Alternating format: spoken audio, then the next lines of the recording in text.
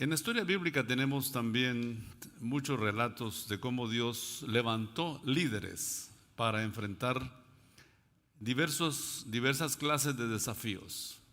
Por eso el tema de esta mañana es: enfrentemos los desafíos, no los evitemos, enfrentémoslos.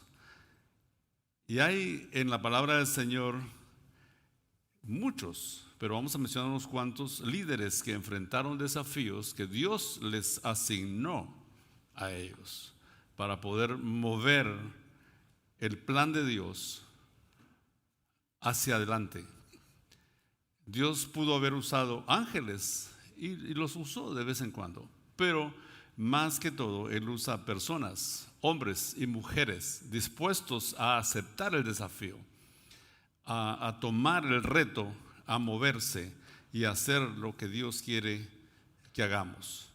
Hablando de líderes en el Antiguo Testamento, por ejemplo, tenemos a Abraham, el padre de la fe. Abraham también era una persona que en algún momento Dios lo usó. Le voy a contar rápidamente, aunque está el relato en Génesis 14. Abraham tenía un sobrino llamado Lot. Lot se fue a vivir a algún lugar y ahí cerca de Sodoma y Gomorra, y los reyes de ese tiempo de Sodoma y Gomorra vinieron y tomaron cautivo a Lot y su familia y se lo llevaron como un objeto. Lo supo su tío Abraham, y Abraham organizó entonces a sus criados, más de 300 criados. Imagínense cuánta plata tenía Abraham en ese tiempo. Y entonces se organizaron y fueron detrás de los secuestradores, detrás de los que habían secuestrado a su sobrino Lot. Y la historia bíblica dice que Abraham enfrentó el desafío y venció al rey de Sodoma y trajo de regreso a su sobrino Lot y su familia. Pasamos a ver a José, José, que también Dios lo usó para salvar a Egipto y varias naciones vecinas de morir de hambre. Ustedes se acuerdan de la historia, cómo tuvo un sueño acerca de, Faraón, acerca de 7 vacas gordas y 7 vacas flacas, y ustedes saben lo que eso significa. Y Dios levantó un joven llamado José, lo preparó por 13 años para que a los 30 él llegara a ser el segundo en el imperio egipcio. Así que Dios usa líderes de toda clase, de toda edad, jóvenes y viejos, hasta niños. Dios usa líderes que enfrentan el desafío que Él les asigna. ¿Y por qué no hablar de Moisés también? Moisés, el líder por excelencia del pueblo de Israel, liberando al pueblo hebreo después de 430 años de cautividad en Egipto. ¿Mujeres? Por supuesto que sí. Dios también usó mujeres. Una de ellas es Débora. El pueblo de Israel, al cual pertenecía Débora, estaba bajo esclavitud por 20 años. Y Sísara se llamaba en ese tiempo, el rey enemigo, opresor, que explotaba y abusaba del pueblo hebreo. Y Dios levantó a Débora, esta mujer, para liberar a Israel. Pero interesantemente, y ahora voy a decirlo de una vez, estos hombres se encargaron de movilizar personas que avanzaron el desafío que enfrentaban. Abraham no fue solo, José no estuvo solo, Moisés no estuvo solo, Débora no estuvo sola. Hubo gente que lo apoyó, pero porque estos líderes se pusieron al frente. Ahora, como nos damos cuenta claramente, hermanos, en cuanto a lo que estoy diciendo, cada vez que había un desafío, Dios levantaba un líder. Y como ya dije, no levantaba ángeles para que hicieran el trabajo. levantaba hombres, hombres como usted y como yo, mujeres que aceptaron el reto. Y Dios usó a esas personas, imperfectas, sí, por supuesto, imperfectas, pero Dios las usó. Y en la vida de Río de Agua Viva, Dios ha usado a través de su historia de 23 años a líderes que ustedes recuerdan. Pero voy a hablar un poquito acerca de cuando esta iglesia, esta congregación, me invitó a venir para trabajar con ustedes allá por el año 2011.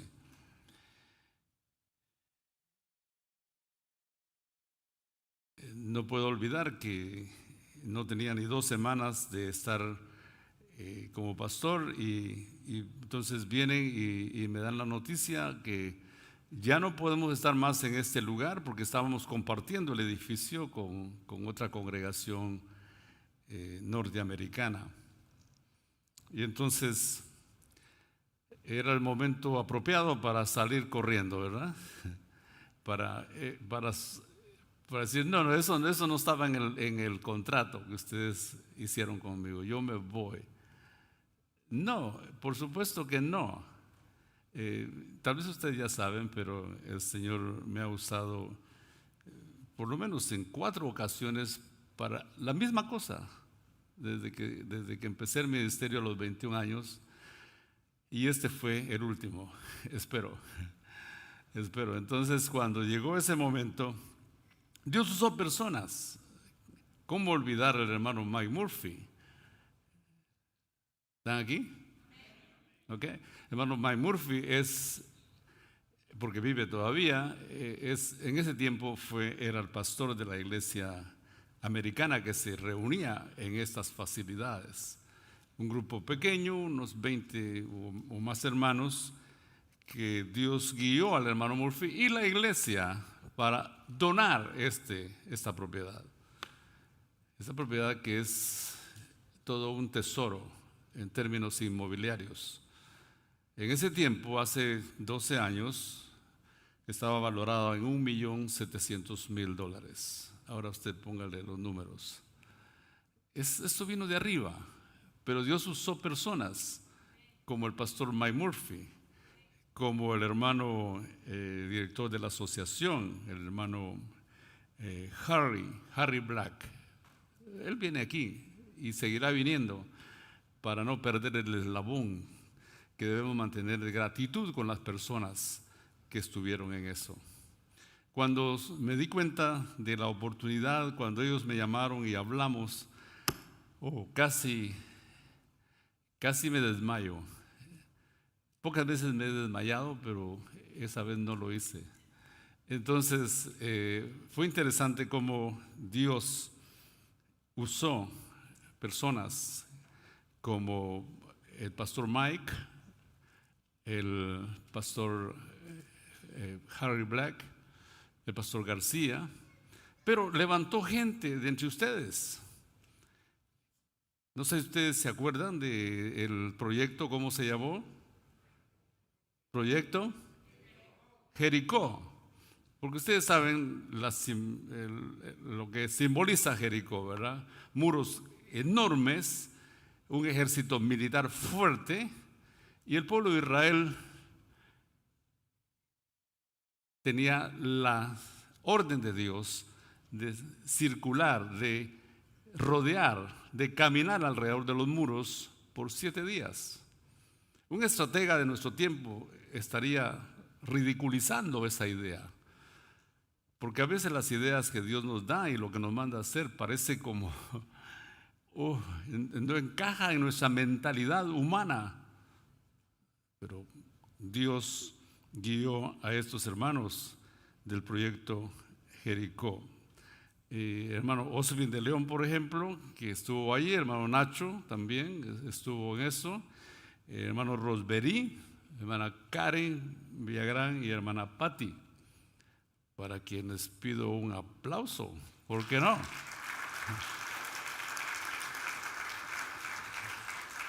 Recordar es bueno, recordar, y también agradecer a Dios por la vida. Mi punto es, enfrentemos desafíos y que Dios levanta hombres y mujeres para avanzar su plan, su propósito, sus planes para la vida de su iglesia. Así que ahora está el pastor García en esa ventana tan chiquita de tiempo en que estuvo con ustedes, y luego esa ventana se va a cerrar para abrir otra ventana con otro líder al frente. Pero el mero mero, la cabeza de la iglesia, no se jubila. ¿Quién es el mero mero, por decirlo en términos así comunes? El mero mero de Río de Agua Viva. ¿Cómo se llama? Sí, por supuesto. El pastor García cada día se acerca más a su etapa de jubilación. Algunos me dicen que la tengo bien merecida. No estoy seguro de eso, pero de todas maneras me voy a jubilar. Pero Cristo no se jubila. Él está aquí siempre. Él estará aquí siempre, siempre, siempre para estar con ustedes. Así que enfrentemos los desafíos. Los cambios son buenos. Los cambios hechos bajo la dirección del Señor son provechosos y son para ir adelante. No para quedarse pensando, a ver si yo me voy a quedar en Ríos, porque Ríos no va a ser lo mismo después que el pastor García salga. Por supuesto que no va a ser lo mismo, va a ser mejor todavía. Mis enemigos dicen amén. Ahora me di cuenta, ni supieron cómo cayeron en la trampa. No, yo creo que hay que ver la obra del Señor, hermanos, no como un proyecto humano, no como un negocio humano. Este proyecto es de Dios y vino de arriba. El Salvador vino de arriba y para allá nos va a llevar. Entonces tenemos que tener la mentalidad de pensar, de no enamorarnos de los líderes humanos que tenemos, de la manera como hacen las cosas, de la manera como ellos son. ¿Por qué? Porque son maneras diferentes de cada líder. Cada líder tiene su propia manera de hacer las cosas. Y no hay una manera exactamente igual. Es decir, que lo haga igual. Sería injusto pedirle al pastor que venga que haga las cosas como yo las hago. No. Hay un dicho por ahí que dice, yo soy yo y no me parezco a nadie, ¿verdad? Y que cuando Dios hizo a César García, rompió el modelo. Dijo, no más César García, con uno basta. Con uno basta. Así que veamos el futuro con esa mentalidad, con esa esperanza, sabiendo que Dios está presente en cada una de las cosas que vienen para la iglesia. Así, mis hermanos, que hablando de líderes que enfrentaron desafíos, también tenemos líderes en el Nuevo Testamento. Y yo creo que el líder, sobre todos los líderes, el líder de la historia, es nuestro Señor Jesucristo. Un líder como todos. Digo, un líder que no era como todos. Por supuesto, es un líder extraordinario, un líder asombroso, atípico. Tengo tanta admiración por el liderazgo de nuestro Señor Jesucristo en la vida del mundo, en la vida de su iglesia. Un líder de autoridad, un líder que no hablaba como hablaban los escribas y fariseos de su tiempo, los rabinos de su tiempo. En su famoso sermón, que se conoce como el Sermón del Monte, capítulos 5 al 7 de Mateo, 6 veces Jesús dice, oísteis que fue dicho, pero yo digo, demostrando su autoridad. Los escribas, cuando enseñaban, consultaban otros rabinos de su tiempo o lo que ellos habían escrito en su tiempo Y cuando hablaban decían, como dice el rabino fulano de tal, y como dice el rabino fulano de tal. Pero Jesús dice, ustedes oyeron que fue dicho de esta manera, pero yo digo de esta manera. ¿Y sabe qué dijeron cuando él terminó de hablar? Dice la palabra del Señor en Mateo 7, 28 y 29. Cuando Jesús terminó de decir estas cosas, las multitudes se admiraban de su doctrina, porque les enseñaba como quien tiene autoridad y no como los escribas. Jesús, un líder de autoridad. Ahora, también era un líder de integridad. O sea, un líder sin ninguna mancha moral en su carácter, sin ningún reproche, sin ninguna acusación. Tanto que en la discusión que él tuvo, a propósito, ustedes pueden leerla en Juan capítulo 8, es la cúspide de el encuentro de choque que tuvo con los líderes religiosos de su tiempo. Jesús les desafía abiertamente y claramente, les dice a ellos, ¿quién de ustedes me redarguye de pecado? Ahora, yo no me animaría a decirle eso a ustedes, porque de inmediato las manos arriba. ¿Quién de ustedes puede ver un pecado en el pastor García? Yo. Por supuesto que sí, porque soy hombre. Pero cuando Jesús desafía a sus enemigos a que encuentren en él un pecado, un defecto, un error, una maldad, ellos avergonzados se quedan callados. ¿Por qué? Porque era un líder de integridad. Ahora, ¿por qué estoy diciendo todo esto? Porque nosotros, los humanos que tenemos una asignación de liderazgo, también tenemos que imitar a nuestro Señor en esto. Ser hasta donde sea posible líderes íntegros. Es decir, no líderes que seamos de doble cara.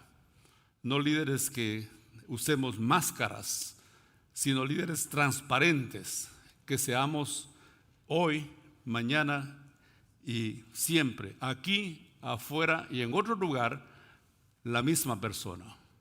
Como el Señor Jesús nos recomendó y dijo, sea vuestro hablar sí, sí o no, no. Porque lo que es a más de esto, dijo él, de mal procede. También Cristo fue un líder de restauración. Es decir, que Cristo restauró a los que fallaron delante de él. El más evidente es el apóstol Pedro, el líder de los 12 que falló a Jesús. Le hizo una promesa que no cumplió. Cuando Jesús le habla de que va a morir en la cruz, Pedro le dice, nunca te pase eso, nunca, jamás te va a pasar eso.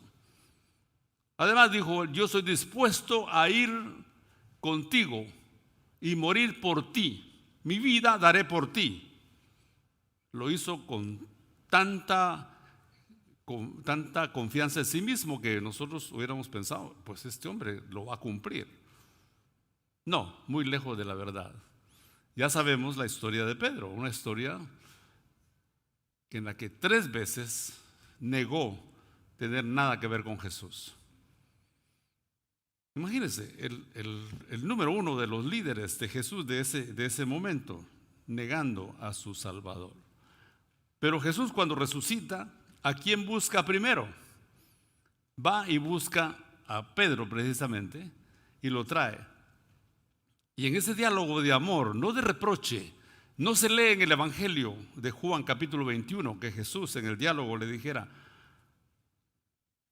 qué bárbaro tú, ¿verdad? Yo puse en ti toda mi confianza. ¿Cómo pudiste hacer eso? Ni cara tienes, ni cara deberías tener de verme a los ojos.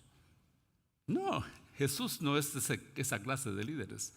Jesús es un líder que restaura con misericordia, con compasión, con paciencia.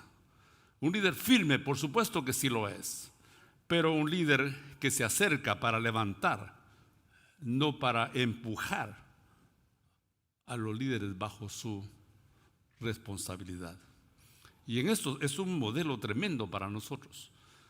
Inevitablemente nosotros vamos a caer en algún punto de nuestro peregrinar en la vida cristiana, en la fe cristiana, vamos a caer. Pero deben haber líderes que nos den la mano, que nos digan: ven, levántate, hay esperanza. Pon tu confianza en el Señor. Pídele perdón, define con Él, arregla con Él y sigamos juntos. Y aquí estoy yo para apoyarte. Jesús, un líder de restauración. Un líder, también un líder de servicio. De hecho, es lo básico que todo líder debe tener. Un líder dispuesto a servir.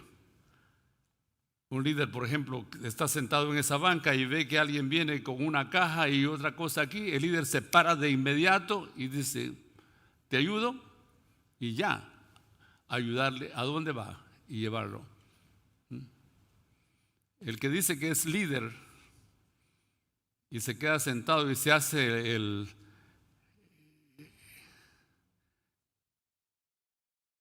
desentendido cuando ve oportunidades de servir, no lo es. Por lo menos no lo es en el perfil de Jesús, porque Jesús es un líder que sirve. Jesús dijo: yo no he venido para ser servido, sino para servir y para dar mi vida en rescate por muchos. Entonces, en Jesús tenemos el modelo por excelencia. Y antes de cerrar aquí este tiempo de enfrentando los desafíos, tenemos que definir una gran diferencia que hay entre ser un líder cristiano y un líder espiritual. Líderes cristianos hay por cientos, por docenas, y no, ¿por qué no decir por miles? Líderes cristianos, líderes que sirven al Señor en diferentes ministerios de la iglesia. Pero el Señor quiere que vayamos un poco más allá que eso y que seamos líderes cristianos espirituales. ¿Qué diferencia hay? Por supuesto que hay diferencia, porque un líder que es un líder espiritual, es un líder que moviliza a las personas hacia los planes de Dios, no hacia su propia agenda, sino hacia los planes de Dios. Motiva, empuja, anima a sus seguidores hacia los planes de Dios. O sea, se une, como dice nuestro hermano Blackaby, se une a lo que Dios quiere hacer por medio de él o de ella. Se une nada más. No inventa. Esto es lo que yo quiero hacer. Bendice, Señor. No. Le dice: Señor, ¿qué quieres hacer? ¿Me das el privilegio de unirme a lo que tú quieres hacer? Y cuando el líder espiritual descubre lo que Dios quiere hacer, se une a él para impulsar lo que Dios quiere hacer. Dicho en pocas palabras, un líder espiritual es guiado, y voy a usar un término muy popular ahora en Latinoamérica, empoderado, guiado y empoderado por el Espíritu Santo que vive en él. Y esta clase de líderes no dejan cicatrices en la vida de los demás, dejan huellas. ¿Están aquí, mis hermanos? Un líder, sea mujer o sea hombre, no deja cicatrices de heridas causadas en la vida de los demás. Deja huellas, huellas de amor, huellas de paciencia, huellas de compasión. Esa clase de líderes son los que Dios usa para llevar adelante la obra que Él quiere. Y nuestra oración debe ser que el nuevo pastor sea un líder espiritual. guiado y empoderado por el Espíritu Santo. Y cuando esa persona diga, por aquí vamos, vamos todos allí, porque sabemos que la guía vino de arriba y Dios está guiándolo para que este nuevo pastor de Río de Agua Viva se una a Dios en lo que Él quiere hacer con esta iglesia en la siguiente etapa. La etapa del pastor García está a punto de cerrarse. No se ha cerrado todavía, está a punto de cerrarse. Y una nueva etapa, un nuevo amanecer para Río de Agua Viva le espera. Los mejores días, he dicho siempre, de Río de Agua Viva aún no se han vivido. Todavía están por delante. Así que aprecio todo su amor, todas sus palabras, todo su cariño. Bienvenido, y yo lo recibo con un corazón abierto. Pero rechazo cualquier enamoramiento humano, pasajero y temporal, de estilos humanos. Que alguien esté tan enamorado que diga, bueno, si no está el pastor García, yo mejor voy a ir a buscar otra iglesia. No, el que es alguien que sigue la guía del Señor tiene su corazón en Dios, sin dejar de dar gracias por sus líderes, por supuesto, y apoyar a sus líderes, pero no enamorarse al punto de causar una ceguera y enamorarse de estilos humanos. En pocos años, el pastor García será un poco de polvo en la tierra, pero el Rey está vivo en su trono para siempre. Así es. Así que algunas preguntas de reflexión que vamos a hacer para cerrar aquí. Los líderes espirituales pueden serlo no solo en el contexto de la iglesia, es decir, no solo en el ministerio de la iglesia. Usted como líder es un líder también en su negocio, por supuesto que sí.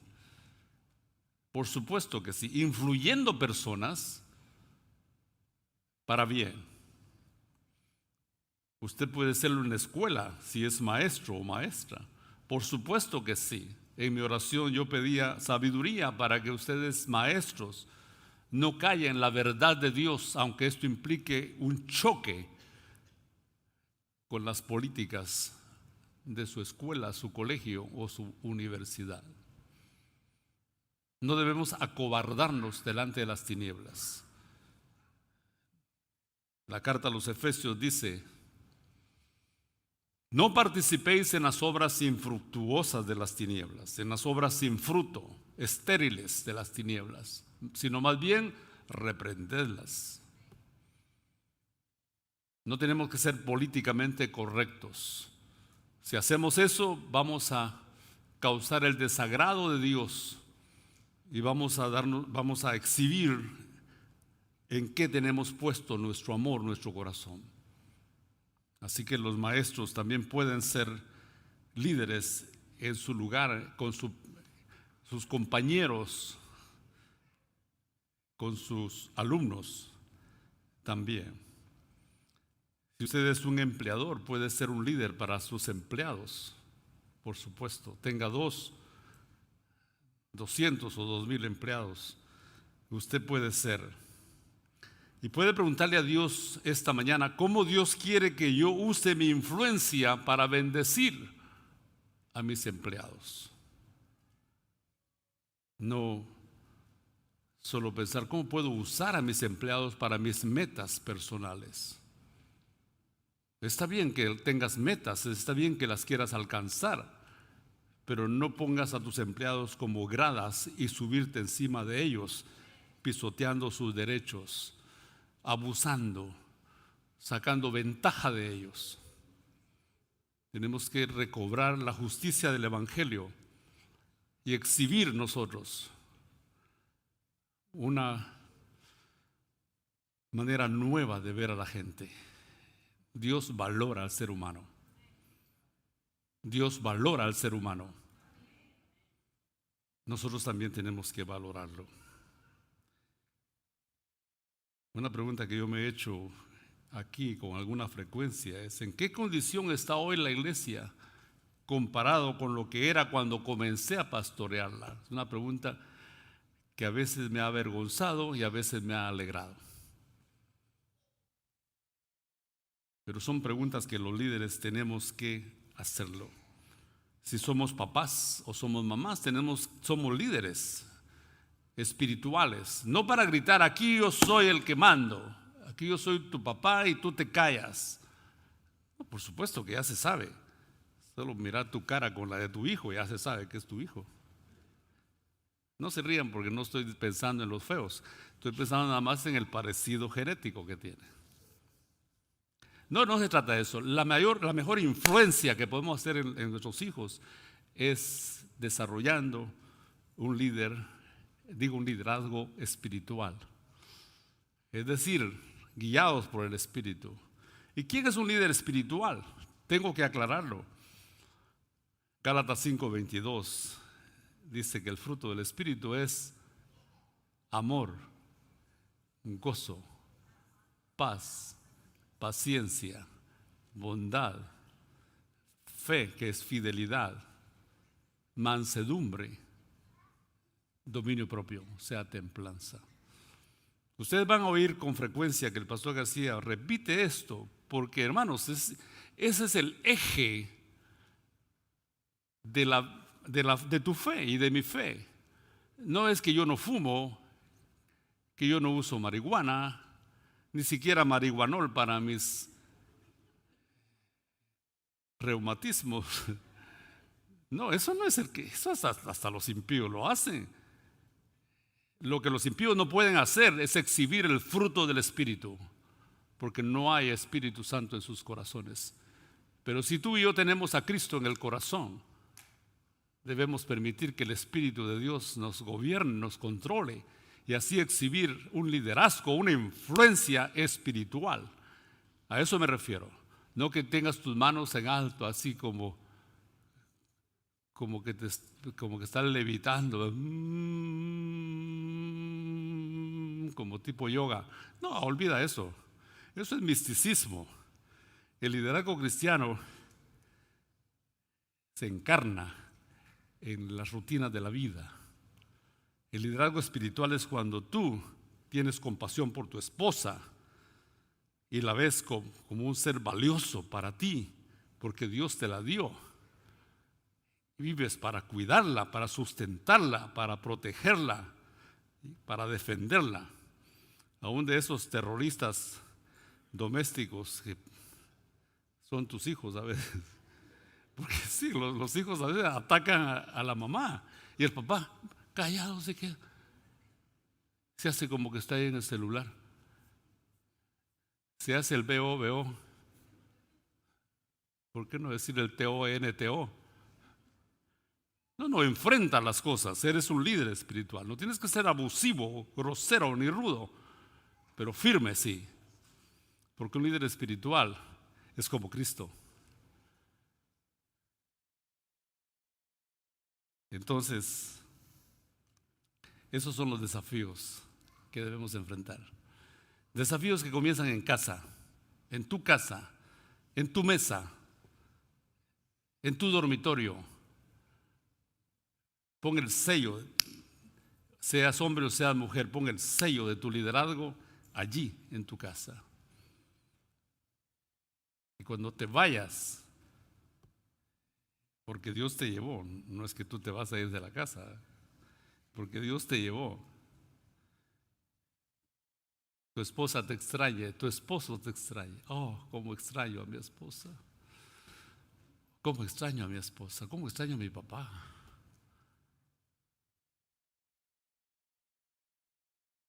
El liderazgo espiritual requiere que nosotros aceptemos el desafío para causar un impacto positivo, una influencia positiva en la vida de las personas a quienes Dios ha puesto bajo nuestra influencia.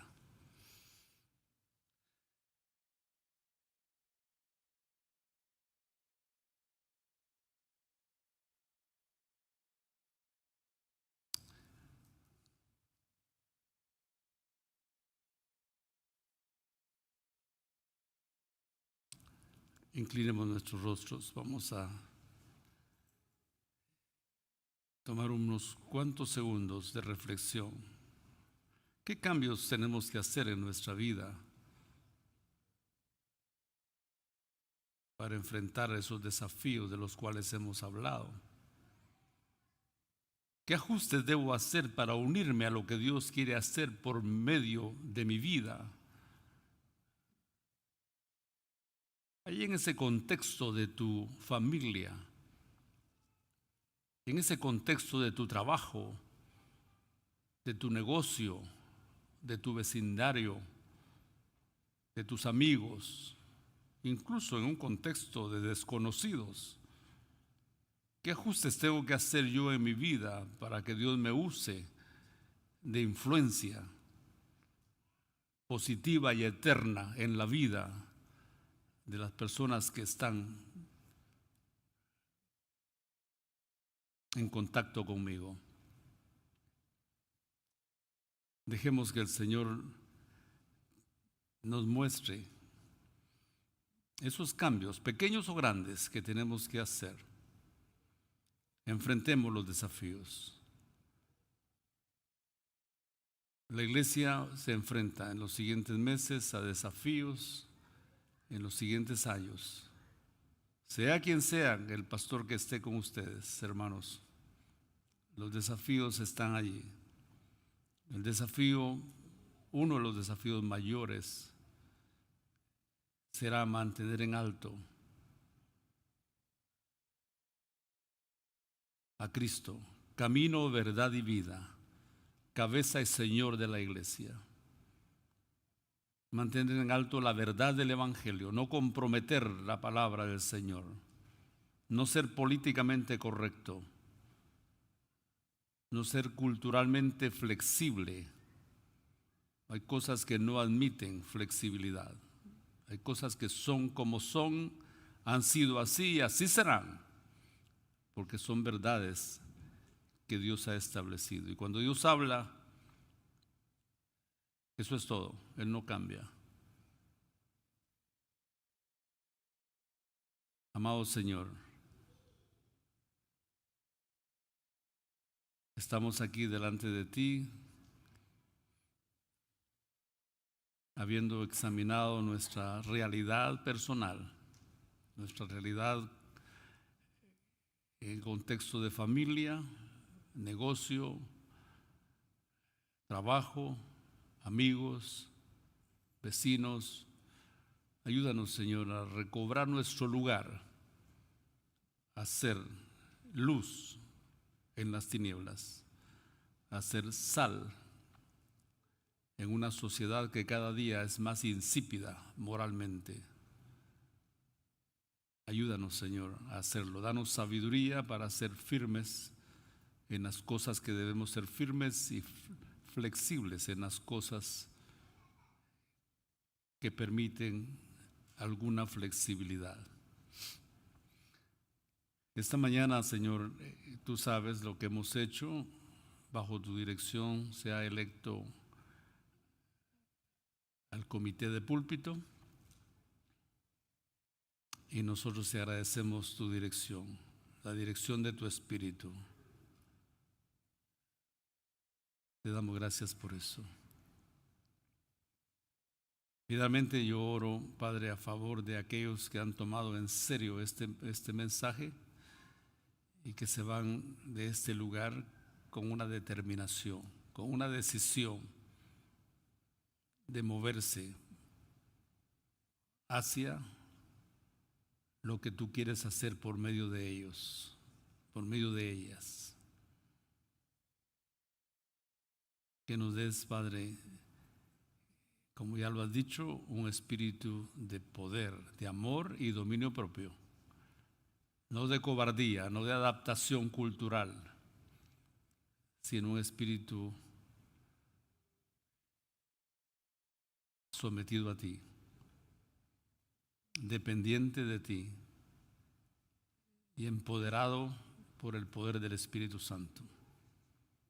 Gracias, Padre, te damos por esta palabra que nos permitiste reflexionar hoy. Gracias, bendícela, Señor, conforme a tu promesa en nuestros corazones. En el nombre de Jesús, Señor nuestro. Amén. Que el Señor bendiga esta palabra en nuestros corazones, hermanos.